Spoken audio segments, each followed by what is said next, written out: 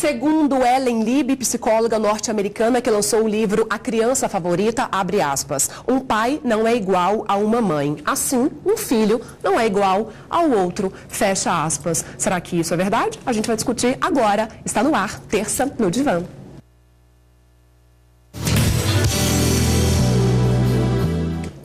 E a gente discute com a nossa psicóloga brasileira, Presidente Bernardes, né? Natural de Presidente Bernardes. A gente discute com ela, Ieda Benedetti. Será, gente, que existem preferências? Será que o pai, a mãe, ele prefere, ele gosta, ele simpatiza mais por um determinado filho? Sim, Ieda. Sim. Sim. Tema polêmico, complicado. Mãe, não precisa assistir hoje. Tá? Tema polêmico. É fácil de ser sustentado? Sim, evidentemente sim. É claro que as mães e os pais que nos assistem nesse momento estão dizendo não, eu gosto dos meus filhos igualmente. Eles não admitem. É muito difícil admitir, mas é muito fácil sustentar, né? Essa diferença de sentimentos e tratamentos entre os pais. A gente pode ir para a Bíblia, por exemplo. Eu tenho muitos exemplos. Abraão e Sara tinham 2 filhos, né? Israel e Saul, Isaac. Sara ludibriou Abraão para roubar a bênção que seria de Isaac, em favor de Israel. Exemplo bíblico. Fora isso, muitos outros exemplos temos, né? Temos exemplos assim claros de pais que há 20, 40, 60 anos, era muito comum os pais deixarem tudo para um filho só. Só um filho herdava, os demais não herdavam. Determinado filho para deixar a minha herança. Não são todos os pais que fazem uma acepção de filhos assim tão claras. Existem pais que tentam um tratamento mais igualitário, tá? Mas que evidentemente o tratamento dos pais é diferente. Entre filhos, isto é diferente entre filhos de idades diferentes, é diferente entre filhos de sexos diferentes, é diferente entre filhos de... Microfone, Ieda, por gentileza. Oi. Nós estamos com um problema no som? Isso. Então, tá. Então, é evidente, né, a diferença entre pais que vão tratar filhos de sexos diferentes, de idades diferentes, porque não é só uma questão de quantificar o amor.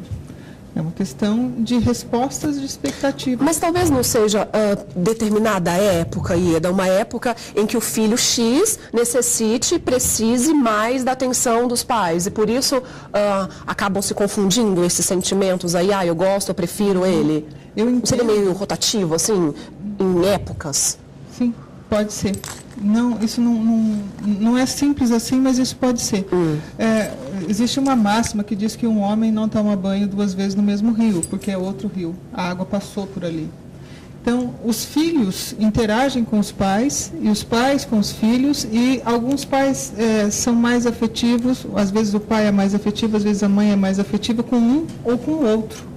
Às vezes... Por identificação, talvez. Por identificação ou por falta de... ou por falta de identificação.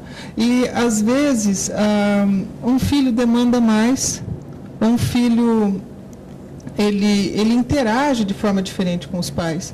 Tem um filho que responde mais ao desejo, à expectativa dos pais e, portanto, pode ser que aquele pai ou aquela mãe responda a essa demanda de forma mais carinhosa ou de forma a premiar aquele filho que é mais...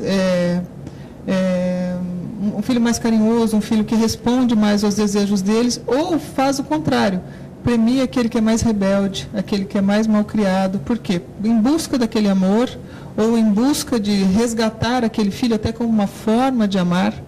Tá? Então, nesta interação entre pais e filhos, os filhos são ativos nessa busca desse amor. Não vou dizer assim, aquela mãe escolheu aquele filho e aquele coitadinho foi rejeitado.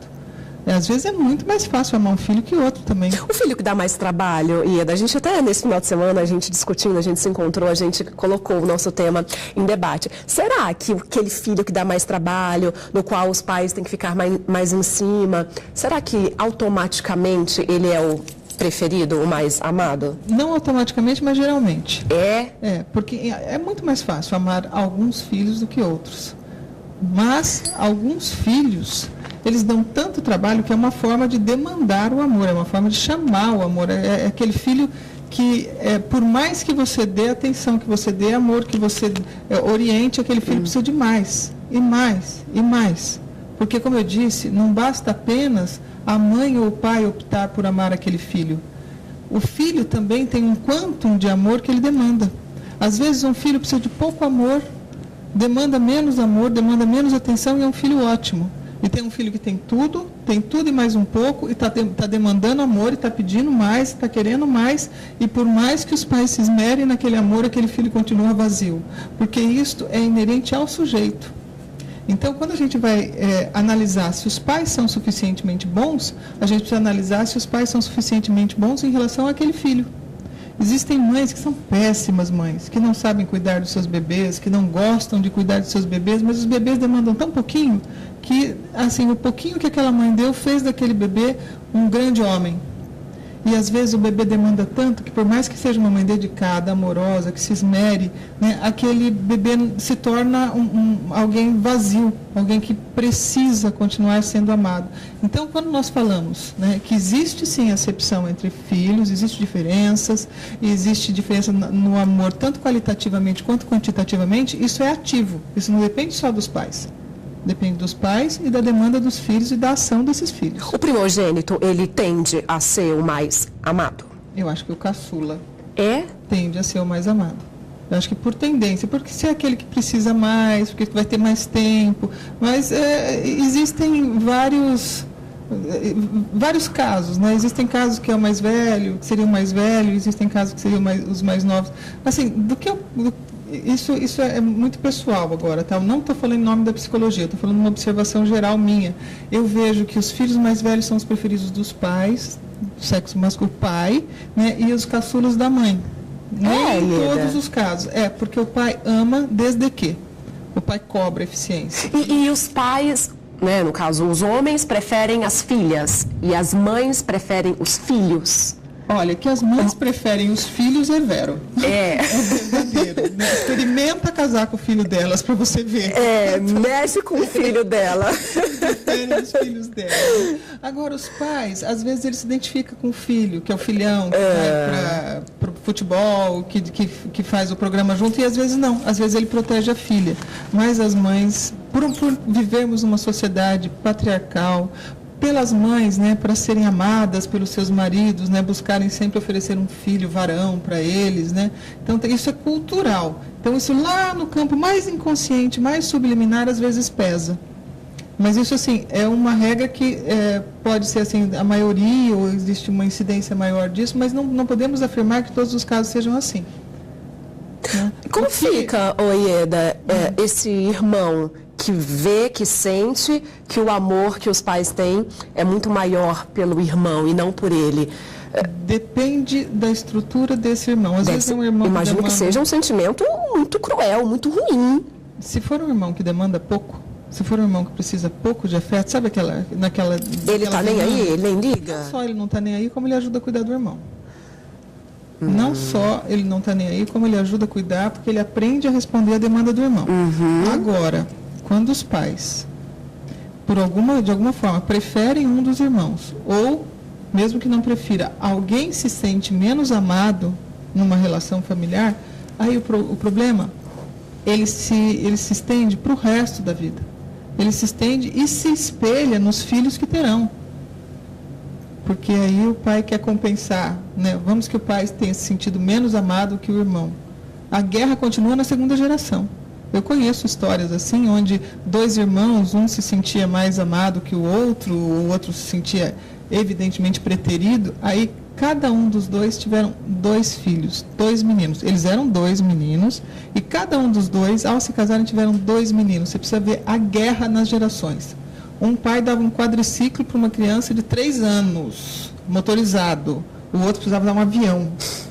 Né? E continuou assim a guerra na segunda geração, porque é uma coisa difícil de ser superada quando você não consegue trabalhar bem com a ideia de ser menos amado, porque o amor primário, o amor essencial, o primeiro amor, o amor paterno, materno, ele é fundante de uma personalidade, ele é estruturante de uma personalidade. E quando ele não é bem resolvido, isso se carrega para o restante da vida. No programa passado, nós discutimos o caso de Realengo lá, né, que o menino matou um monte de gente por se sentir vítima de bullying. Mas eu entendo que aquilo lá é problema de amor primário, ele se sentiu abandonado, ele era adotivo. O abandono dele era primário. O bullying era pretexto. Eu acho que o problema fundamental era o abandono primário. E o abandono primário, não apenas no caso de adoção, mas quando ele não é bem trabalhado em qualquer situação, quando a criança não se sente bem amada pelos pais, isto é fundamental, isso é determinante na constituição da personalidade.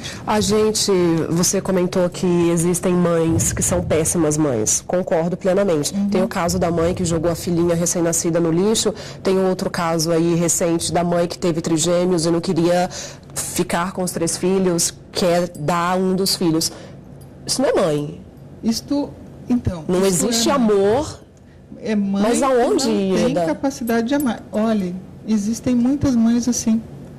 Existem muitas mães. Só que existem casos que são gritantes. Lá nos Estados Unidos tem uma, que agora já tem uma polêmica internacional, tem uma que diz, olha, eu consigo amar o meu filho, não consigo amar a minha filha. E aí ela quer ter o direito de cuidar do filho e quer ter o direito de dar a filha à adoção. Tá? São mães que estão profundamente adoecidas psiquicamente, porque, olha, isso é uma frase complicada. A impossibilidade mais incapacitante do ser humano é a impossibilidade de amar. Eu explico isso. A impossibilidade mais incapacitante, ou seja, a sua dificuldade que mais te incapacita é a dificuldade de amar. Trocando em miúdos é isso. A pessoa que tem uma maior incapacidade, de todas as incapacidades humanas, é a incapacidade de amar. A pessoa não consegue amar, ela não consegue permanecer no trabalho, ela não tem amigos, ela não é capaz de superar a inveja, ela não é capaz de amar os próprios filhos. E nós temos muitas mães assim. Só que alguns casos ficam mascarados. Mascarados porque antigamente mandavam seus filhos para estudar nos colégios internos. Hoje, né, em nome de um trabalho, muito estresse, as mães abandonam os seus filhos nas mãos das babás, das escolinhas, da televisão, da internet, dos vídeos, né, e larga a criança ali. Existem crianças em estado de abandono sem que nós nos apercebamos disso. E aí nós vamos tendo, assim, muitas desculpas para a criança, e a criança não fica tão evidente que a criança não foi amada, mas nós temos uma geração mal amada. Ieda, mas no caso aí dessa mãe que teve trigêmeos e que quer se desfazer de um dos filhos, como ali no momento ela consegue distinguir ali o amor entre os 3 filhos? Eu não quero esse, então vou dar esse. Não, é incapaz de amar. Ela é incapaz de amar qualquer um. Tá. Ali não existe preferência, então, entre os 3 recém-nascidos. Não, existe uma possibilidade dos pais. Eu não consigo amar os 3. Então, escolho este, não quero este. Isso é uma impossibilidade da mãe. A mãe é adoecida psiquicamente, ela não consegue amar nenhum dos 3. Ela funcionou ali por uma coisificação. Ela fez um tratamento para engravidar, ela queria 2, engravidou de 3, aí ela aplicou a lei da defesa do consumidor. Eu comprei 2 objetos, eu não quero levar 3. E os filhos passam a ter uma relação de objeto com essa mãe. Então, essa mãe não tem condições de amar e desenvolver uma personalidade nessas crianças e auxiliar o desenvolvimento de uma personalidade saudável e capaz de amar também. Daqui a pouquinho eu quero saber como fica esse filho que se sente, porque eu acho que ele acaba se sentindo, né? A mãe prefere, o pai prefere, o amor é todo voltado para ele, a atenção é todo voltado para ele. Mas até onde isso pode prejudicá-lo? Quais os impactos para a vida dessa pessoa, do caso um filho ou uma filha? Daqui a pouquinho a gente discute isso e muito mais no nosso Terça no Divã, que vai para o intervalo já. A gente volta, não sai daí.